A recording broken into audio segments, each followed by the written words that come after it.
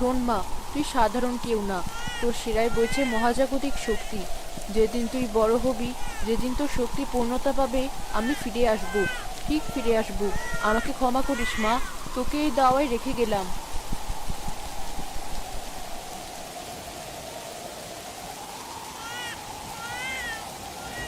শিউলি, ও শিউলি, তুমি কি বাতাসের শব্দের মধ্যে অন্য কিছু শুনতে পাচ্ছ? কিসের শব্দ? বাইরে যা তুফান হচ্ছে, মনে হচ্ছে আজ ঘর দোষও বুড়িয়ে নিয়ে যাবে। ভয়ে আমার হাত পা ঠান্ডা হয়ে আসছে।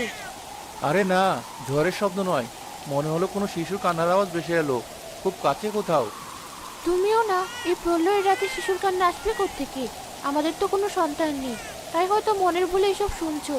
ঘুমাও তো, সকাল হলে দেখা যাবে।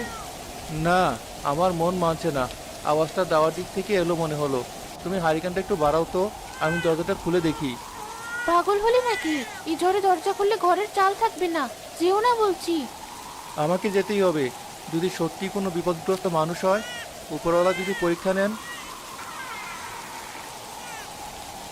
ওরে বাপরে, শিউলি, সর্বনাশ হয়েছে, জলদি এসো। কি হলো? অমন করে চেঁচিয়ে উঠলে কেন? বাঘ ভাল্লুক এলো নাকি?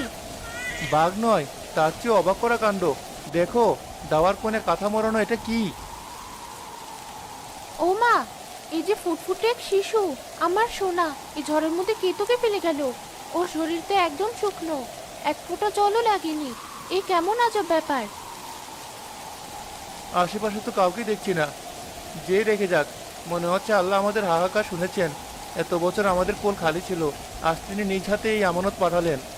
ঠিক বলেছ, আজ থেকেও আমার মেয়ে। দেখো মেয়েটা কেমন মায়াবী চোখে তাকাচ্ছে, মনে হচ্ছে যেন ঘরের আধার কেটে আলো ফুটলো। ঠিকই বলেছ, ওর নাম রাখবো তুলি। চলো, ওকে ঘরে নিয়ে গরম দুধ খাওয়াও, বাইরে থাকলে ঠান্ডা লেগে যাবে।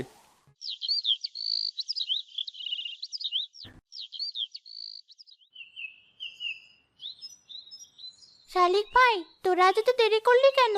আমি কখন থেকে তোদের জন্য খুদ নিয়ে বসে আছি। আর কাঠবিড়ালি, তুই আবার রাগ করলি কেন? নে, এই পেয়ারাটা নে। শিউলি, দেখেছো কাণ্ড? মেয়েটা আবার একা একা কথা বলছে, জঙ্গলের দিকে তাকিয়ে বিড়বিড় করছে। ছোটবেলা থেকেই তো দেখছি মেয়েটা কেমন যেন আলাদা। মানুষের সাথে মেশে কম, আর বনের পশু পাখির সাথে ভাব বেশি। সেদিন দেখলাম একটা গোখরো সাপ ওর পায়ের কাছে কুণ্ডলি পাখি শুয়ে আছে, আর ও সাপটাকে ভয় না পেয়ে আদর করছে। আমার কিন্তু বড্ড ভয় করে। ভয় পেও না, ও প্রকৃতির সন্তান। হয়তো ওর মনটা খুব সরল বলেই পশু পাখিরা ওকে ভালোবাসে। বাবা, শোনো। কি হয়েছে মা, এত হাঁপাচ্ছিস কেন? বাবা, আমার মাটিতে বসে খেলতে ভালো লাগে না। পাখিরা বলেছে আমি যদি গাছের মগডালে থাকি, তবে ওরা আমাকে অনেক দূরের গল্প শোনাবে। তুমি আমাকে ওই বড় বটগাছটা একটা ঘর বানিয়ে দেবে? বললেই হলো।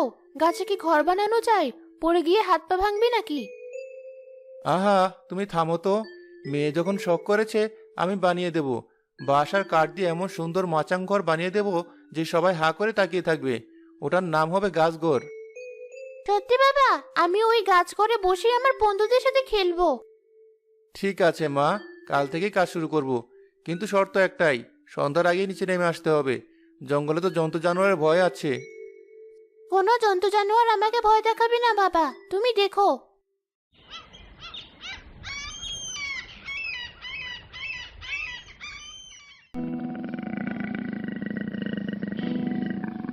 পলাশ, পলাশ, তাড়াতাড়ি কুঠার নিয়ে এসো, সর্বনাশ হয়ে গেছে। কি হয়েছে শিউলি, অমন করে কাঁপছো কেন?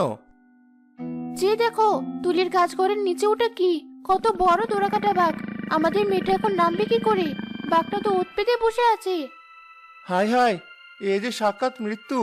তুমি শব্দ করো না, আমি পিছন দিক থেকে গিয়ে বাঘটার মাথায় কোপ বসাবো। আজ হয় বাঘ মরবে, না হয় আমি। সাবধানে, মেয়েটার জন্য কোনো ক্ষতি না হয়।